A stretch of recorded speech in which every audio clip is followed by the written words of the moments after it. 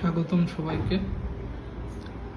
তো আজকে আমি যে জিনিসটি আলোচনা করব তা হচ্ছে প্রেগন্যান্সি টেস্ট।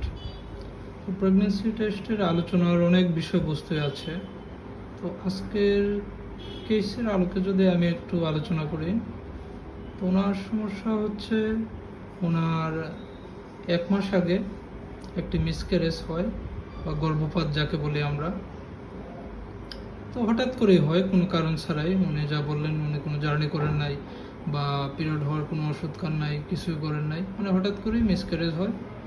2-1 দিন ব্লাড যায়, কিছু চাকা ব্লাড যায়, যাওয়ার পরে আর এই যে অনেক দিন ধরে অফ ছিল ব্লাড যাওয়া, তারপর আবার কিছুদিন ধরে আবার দেখতেছেন যে একটু একটু করে আবার ব্লাড যাইতেছে। ওনার ভাষ্য মতে হচ্ছে মরা রক্ত বা খয়েরি কালারের রক্ত যাইতেছে। তারপর উনি হচ্ছে প্রেগনেন্সি টেস্ট করেন, যেটা আবার পজিটিভ আসে। তো এটাই হচ্ছে ওনার দুশ্চিন্তার মূল বিষয়বস্তু, যে ওনার যে মিসক্যারেজ বা গর্ভপাত হয়েছে তার কি কোনো প্রোডাক্ট, রিটেন প্রোডাক্ট বা বাচ্চার তলে কোনো অবশিষ্টাংশ ভিতরে রয়ে গেল কিনা। এই জন্যই উনি নিজ থেকেই একটি আলট্রাসোনোগ্রাফি করাতে এসেছিলেন। তো আলট্রাসোনোগ্রাফি করে দেখা গেল যে কিছুই নেই, জরায়ু সম্পূর্ণ খালি।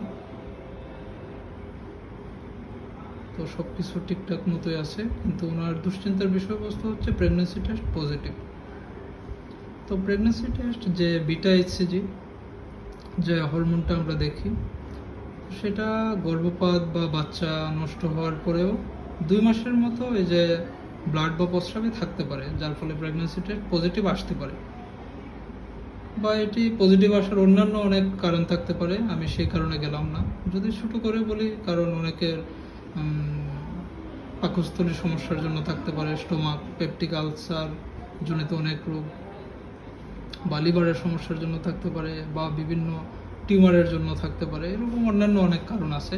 এমনকি দেখা যায় অনেক পুরুষের ক্ষেত্রেও সেই জিনিসটা দেখা যায় যে প্রেগনেন্সি টেস্ট পজিটিভ আসতে পারে। প্রেগনেন্সি টেস্ট মানে আপনারা বুঝেন প্রেগনেন্সি টেস্ট, কিন্তু এটা একটা হচ্ছে আসলে একটা হরমোনের পরীক্ষা।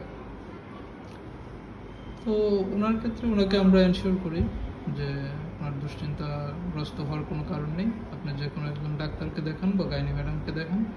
উনি আপনার সমস্যা এই যে সব কিছু বুঝিয়ে বলবেন বা সমাধান করবেন। এই যে এখন যে ব্লাড যাওয়ার, তো আজকের আলোচনার মূল বিষয়বস্তু হচ্ছে যে প্রেগনেন্সি টেস্ট পজিটিভ আসলেই দুশ্চিন্তাগ্রস্ত হওয়া যাবে না। সমস্যা যেমন আছে, সমাধানও আছে। তার জন্য অবশ্যই নিকটস্থ ডাক্তারের সঙ্গে যোগাযোগ করতে হবে। ধন্যবাদ সবাইকে।